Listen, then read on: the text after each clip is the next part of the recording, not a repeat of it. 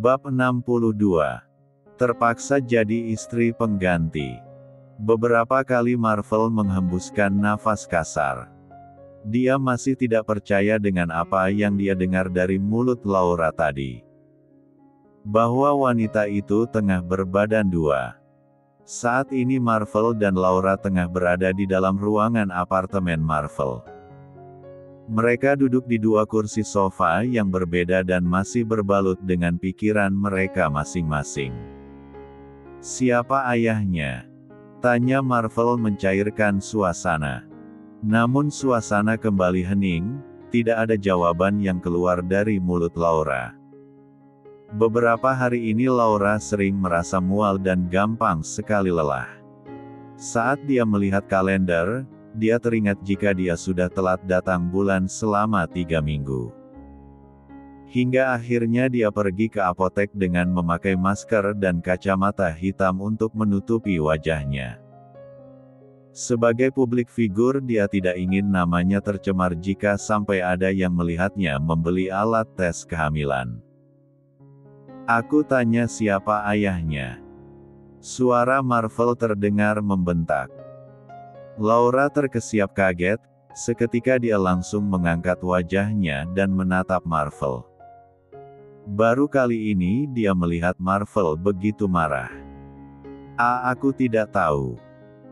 Lagi-lagi Marvel menghembuskan nafas kasar mendengar jawaban tidak masuk akal Laura. Tidak tahu. Bagaimana bisa kamu hamil tapi kamu tidak tahu siapa ayahnya, Ra?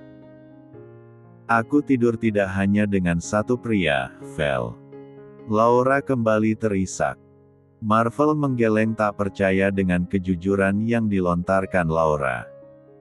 Lalu kenapa kamu tidak meminta salah satu dari mereka untuk bertanggung jawab? Pria yang tidur denganku adalah pria beristri semua, Vel. Mereka adalah orang-orang penting yang membantu karir aku supaya cepat melejit. Aku tidak mungkin menuntut pertanggungjawaban dari salah satunya. Jelas Laura. Marvel dibuat melongo dengan penuturan Laura. Bisa-bisanya Laura menjalin hubungan dengan pria beristri semua hanya demi sebuah karir. Shit. Marvel melayangkan pukulan ke udara. Hidungnya kembang kempis menahan kekesalan dalam dirinya. Sebagai seorang pria atau lebih tepatnya sebagai mantan playboy, dulu dia memang sering berkencan dengan banyak wanita yang berbeda-beda. Termasuk Laura yang pernah menjadi mantan kekasihnya. Namun Marvel tidak pernah melakukan hal yang lebih pada wanita-wanita itu selain berkiuman. Lalu sekarang kamu ingin bagaimana? Tanya Marvel, nada suaranya terdengar lebih rendah. Tidak menggebu-gebu seperti sebelumnya. Aku ingin kamu menikahiku sampai anak ini lahir, Vel. Aku tidak ingin karirku hancur jika media tahu aku hamil tanpa suami. Marvel segera bangun dari duduknya dan menatap Laura dengan tatapan kesal. Sudah gila kamu, Ra. Kamu bercocok tanam dengan siapa kenapa aku yang harus bertanggung jawab? Laura ikut bangun. Hanya sampai anak ini lahir, Vel. Setelah itu kita bisa bercerai. Marvel nampak berkacak pinggang, sesaat kemudian dia mengacak-acak rambutnya dengan kasar. Dia tidak habis pikir dengan jalan pikiran Laura yang masih sempat memikirkan karirnya di saat genting seperti ini, di saat wanita itu tengah mengandung tanpa suami. Marvel nampak terdiam sejenak, kemudian kembali menatap Laura. Apa kamu ingat dengan apa yang aku katakan kemarin? Aku sudah memiliki calon istri. Baru calonkan. Belum sampai menikah. Lagi pula aku tidak yakin jika kamu dan wanita itu benar-benar memiliki hubungan spesial. Laura berjalan mendekati Marvel, dia menggenggam satu tangan Marvel dan bersimpuh di hadapan pria itu. Aku mohon, Vel. Demi anak ini, tolong menikahlah denganku. Apa kamu tidak kasihan jika anak ini lahir tanpa seorang ayah? Laura kembali menangis, kali ini dia benar-benar tulus mengatakannya. Dia tidak ingin menggugurkan janin yang tidak berdosa itu. Lebih baik dia mengemis pada Marvel daripada harus menggugurkan kandungannya. Marvel nampak terpaku, dia memejamkan matanya sebentar. Saat ini hatinya tengah diselimuti kegundahan. Kehamilan Laura memang bukanlah urusannya. Namun di sisi lain dia juga merasa tidak tega jika janin dalam kandungan Laura nantinya lahir tanpa sosok seorang ayah. Setelah mengantarkan Luna pulang, Andra langsung berdandan rapi dan segera berangkat menuju kantor.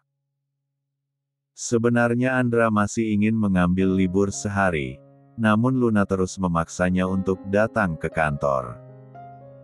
Seperti siang ini, Andra sedang duduk di kursi kerjanya. Pria itu sedang mengerjakan beberapa pekerjaan yang menumpuk akibat dia tinggal pergi berbulan madu selama 1 minggu kemarin. Tok, tok, tok. Suara ketukan pintu terdengar. Felicia yang mengetuk pintu ruangan.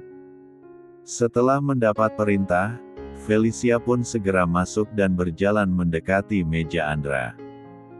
Kak, ada yang ingin bertemu denganmu, ucap Felicia.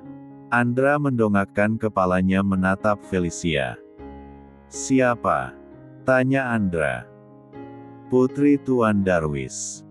Katanya dia sudah membuat janji denganmu untuk bertemu siang ini. Janji? Tanya Andra dengan kening berkerut. Pasalnya, dia tidak merasa memiliki janji dengan Clara. Selain itu dari mana Clara tahu jika dirinya sudah kembali masuk kantor? Terakhir kali dia menyuruh papanya untuk menemui Tuan Darwis dan Clara saat dua orang itu datang ke kantor. Baiklah, persilahkan dia masuk. Andra merapikan mejanya dan bergegas bangun untuk menyambut Clara. Tak berselang lama Felicia datang bersama dengan Clara. Hei, senang bisa melihatmu lagi, ucap Clara berjalan mendekat ke arah Andra. Aku tidak ingat jika kita sudah membuat janji, ujar Andra tidak ingin berbasa-basi. Apa kamu lupa? Semalam kamu mengirim pesan padaku dan memintaku untuk datang siang ini. Clara mengambil ponselnya dari dalam tas dan menunjukkan pesan yang dikirimkan melalui ponsel Andra semalam. Andra teringat saat ada yang menelponnya semalam saat dia dan Luna berada di apartemen. Dia menyuruh Luna untuk mengangkat telepon miliknya. Mungkinkah semalam yang menelpon sebenarnya adalah Clara dan bukan Sales Panci seperti yang dikatakan oleh istrinya? Ini pasti ulah Luna. Tapi untuk apa dia melakukan ini? Apa dia tidak cemburu jika suaminya dekat dengan wanita lain? Batin Andra dipenuhi banyak pertanyaan tentang kelakuan istrinya. Jadi bagaimana? Aku sudah siap untuk belajar. Clara memainkan jari telunjuknya di dada Andra, menelusuri jas yang dipakai pria itu.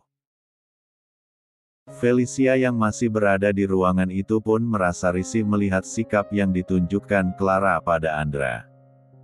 Andra mengembuskan nafas panjang. Dia juga merasa risih dengan sikap Clara. Bisa-bisanya Luna mengundang wanita itu untuk datang. Baiklah, aku akan. Andra tidak melanjutkan kata-katanya saat pintu ruangannya kembali diketuk oleh seseorang. Kali ini Hansen yang datang dan mengetuk pintu yang memang masih terbuka lebar itu. Wajah pria itu nampak begitu tegang dan sedikit pucat. Keringat dingin juga sudah membasahi keningnya. Tuan muda, Ucap Hansen terhenti saat 4 orang wanita dengan memakai penutup kepala dan kacamata hitam menyelonong masuk. Masing-masing dari mereka membawa kardus panci di tangannya. "Selamat siang Tuan Ravandra Harrison. Kami dari Sales Panci ingin menawarkan produk terbaru kami," ucap salah satu wanita yang berdiri di barisan paling depan. Lalu wanita itu mengangkat kacamatanya ke atas dan mengedipkan sebelah matanya pada Andra. Bab 63. Rupanya keempat wanita itu adalah Luna bersama ketiga asisten rumah tangganya. Luna sengaja mengirimkan pesan pada Clara semalam melalui ponsel suaminya. Dia ingin memberikan pelajaran pada wanita itu supaya tidak mengganggu suaminya lagi. Luna kembali menurunkan kacamatanya untuk menutupi matanya. Dia berjalan ke arah sofa dengan diikuti oleh Lala, Lily dan Lulu. Keempat wanita itu langsung duduk tanpa memperdulikan jika saat ini mereka sedang menjadi pusat perhatian Andra, Clara dan Felicia. Hansen tersenyum getir melihat kelakuan istri tuan mudanya. Tadi dia sudah mencoba menahan keempat wanita itu untuk tidak masuk karena penampilan mereka cukup unik. Hansen berniat menelpon Andra lebih dulu daripada nanti dia mendapat teguran dari sang bos. Namun dia malah mendapatkan ancaman dari Luna lebih dulu. "Nanti aku sumpahin gak laku-laku kamu Iho asisten Hansen." Begitulah Luna mengancam Hansen. Membuat Hansen tidak berdaya karena takut sumpah Luna akan dicatat oleh malaikat.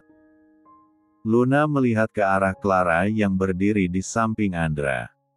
Wanita itu memakai pakaian yang begitu seksi dengan belahan dada yang cukup terbuka dan bawahan rok yang sangat minim.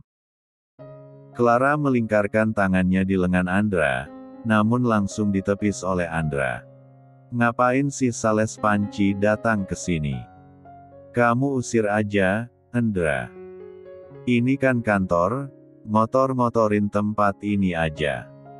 Celetuk Clara menatap sinis pada 4 wanita yang sedang duduk di kursi sofa. Andra memilih untuk tidak menjawab ucapan Clara, dia menarik kursi dan duduk di hadapan Luna. Dicondongkannya tubuhnya ke depan untuk bisa lebih dekat menatap istrinya. "Tunjukkan padaku produk terbaru kalian. Aku ingin membelikannya untuk istriku di rumah." Bukannya marah, Andra malah mengimbangi akting istrinya. Dia memberikan senyuman termanisnya pada sang istri.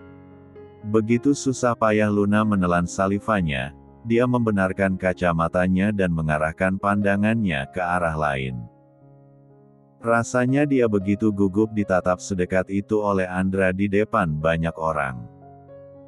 Bisa-bisanya dia bersikap manis seperti itu. Apa dia selalu seperti itu di hadapan wanita lain? Batin Luna bertanya-tanya. Luna kembali menatap Andra dan berpura-pura tertawa. "Tentu saja, Tuan Muda Harrison. Akan saya tunjukkan pada Anda." Luna menaruh kardus panci yang dia bawa di atas meja dan mulai membukanya. Luna memegang gagang panci dan mengeluarkannya dari dalam kardus. "Ini adalah produk terbaru kami. Selain digunakan untuk memasak, panci ini juga memiliki fungsi lain. Contohnya, untuk memukul peet entat wanita yang suka menggoda suami orang." Luna melirik ke arah Clara yang masih berdiri. Clara merasa tersindir. Dia berjalan mendekati Luna dan menarik kacamata yang dipakai oleh Luna secara paksa. Tidak sopan sekali bicara dengan bos besar dengan menggunakan kacamata. Luna bergegas bangun dan menatap kesal pada Clara. "Kamu sendiri apa? Hah? Datang ke perusahaan besar dengan memakai pakaian minim seperti itu. Ini kantor, bukan diskotik, Nona. Apa matamu sudah rabun? Hah? Dasar Sales sialan." Berani sekali kamu bicara seperti itu padaku. Apa kamu tidak tahu siapa aku? Hah? Clara merasa tidak terima dikatain oleh seorang sales. Clara berjalan mendekati Luna dan ingin mendorong tubuh wanita itu. Namun Andra lebih dulu bangun dan menarik tangan Luna, merangkul tubuh istrinya. Cukup Clara. Jangan membuat keributan di sini. Lebih baik kamu cari orang lain saja untuk mengajari kamu. Karena aku tidak berminat untuk mengajari kamu.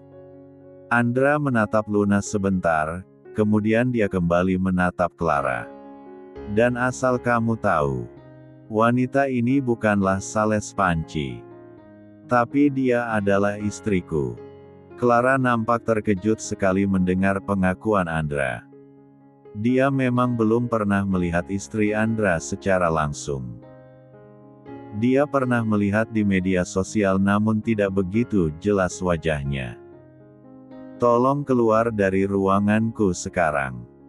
Tetapi, aku bilang keluar. Dengan wajah kesalnya, Clara melangkahkan kakinya keluar dari ruangan Andra. Dia sempat menatap kesal pada Luna sebelum pergi meninggalkan tempat itu. Andra tidak peduli jika setelah ini mungkin hubungannya dengan Tuan Darwis akan renggang. Clara pasti akan mengadukan apa yang terjadi barusan pada papinya. Kalian semua juga tolong keluar. Tinggalkan aku berdua dengan istriku. Perintah Andra pada semua bawahannya. Mereka semua menurut dan meninggalkan ruangan itu. Menutup kembali pintunya dengan rapat. Andra dan Luna nampak terdiam sejenak. Kamu marah padaku? Tanya Luna pada Andra karena suaminya itu terus terdiam. Aku tidak marah. Jawab Andra. Harusnya kamu tadi tidak perlu membantuku. Aku bisa mengurus wanita itu sendirian. Padahal aku ingin sekali memukul panetnya itu dengan panci karena dia sudah berani menggodamu. Andra membantu Luna melepaskan kain yang menutupi kepalanya, kemudian dia mengusap rambut Luna dengan lembut. Bagaimana aku tidak khawatir, kamu sedang hamil. Aku tidak mau kamu dan calon anak kita ini sampai kenapa-kenapa. Andra mengusap lembut perut Luna yang masih rata. Luna merasa malu dengan perlakuan Andra padanya. Kak, bolehkah aku minta izin sebentar? Tanya Luna. Mau kemana lagi? Aku ingin bicara berdua dengan Kak Felicia.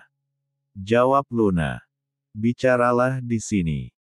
Biar aku yang keluar, aku tidak mau kamu pergi-pergi keluar. Jika aku bicara di sini, lalu kamu mau pergi kemana? Luna takut jika Andra akan pergi untuk menyusul Clara. Aku akan ke ruangan Papa. Ada hal penting yang ingin aku bicarakan dengan Papa. Ini urusan pekerjaan. Andra mendekatkan wajahnya dan mencium kening Luna sebentar. Tunggulah di sini, biar aku panggilkan Felicia. Andra meninggalkan Luna sendirian di ruangannya. Dia melangkahkan kakinya mendekati meja kerja Felicia. Masuklah ke ruanganku. Luna ingin bicara denganmu. Ucap Andra. Felicia beranjak bangun dari duduknya, dia menganggukkan kepalanya dan berjalan melewati Andra. Kebetulan dia juga ingin bicara dengan Luna untuk meminta maaf pada adiknya itu. Saat ini Luna sedang hamil. Tolong jangan melakukan sesuatu yang buruk padanya. Ucap Andra mampu menghentikan langkah kaki Felicia. Wanita itu nampak diam terpaku. Tenang saja, Kak. Aku mengerti. Felicia kembali melangkahkan kakinya masuk menuju ruangan kerja Andra. Dia melihat Luna yang sedang berdiri di dekat sofa. Wanita itu tersenyum melihat kedatangannya di ruangan itu. Kak Feli. Aku. Ucap Luna terpotong saat Felicia memeluknya. Maafkan kakak, Lun. Maaf. Felicia menitikkan air matanya. Dia sadar sudah banyak salah pada adik tirinya itu.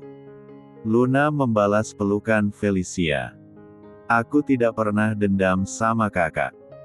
Kakak adalah saudara satu-satunya yang aku miliki sekarang. Luna sayang sama Kak Feli. Luna tidak bisa menahan air matanya untuk tidak terjatuh. Hatinya begitu bahagia karena kehadirannya sekarang sudah mulai dianggap ada oleh Felicia. Kedua wanita itu saling melepaskan pelukannya. Kak Andra bilang kamu sedang hamil. Tanya Felicia. Luna menganggukkan kepalanya sembari mengusap air matanya. Sebuah senyuman hangat terukir di wajah Felicia. Selamat ya. Kakak sadar cinta Kak Andra memang tidak akan pernah tertuju untuk kakak. Kak Andra hanya mencintai kamu dan Kak Elina. Ucap Felicia dengan tulus. Luna menggenggam satu tangan Felicia. Maafin Luna ya Kak. Luna yakin kakak pasti akan mendapatkan seseorang yang bisa mencintai kakak dengan tulus. Felicia mengusap air matanya. Kemudian dia mengusap-usap lengan Luna. Untuk apa meminta maaf? Kamu tidak bersalah. Selama ini akulah yang terlalu terobsesi untuk memiliki Kak Andra. Sekarang Luna bisa melihat ketulusan Felicia untuk dirinya. Kakak tirinya itu sudah banyak berubah. Oh ya Kak, malam itu kakak menginap di apartemen Kak Marvel. Kak Marvel tidak melakukan sesuatu yang buruk pada kakak kan? Tanya Luna dengan polosnya. Dia masih penasaran dengan apa yang terjadi di antara dua orang itu dalam satu ruangan. Felicia nampak begitu gugup ditanya seperti itu. Malam itu memang tidak terjadi apa-apa, sesuatu itu terjadi setelah Andra dan Luna pergi meninggalkan apartemen. Tidak terjadi apa-apa. Jawab Felicia terbata-bata. Luna memperhatikan raut wajah kakak tirinya itu saat dia menyinggung soal Marvel. Wajah Felicia nampak merona malu dan menjadi sangat gugup. Apa kakak menyukai Kak Marvel?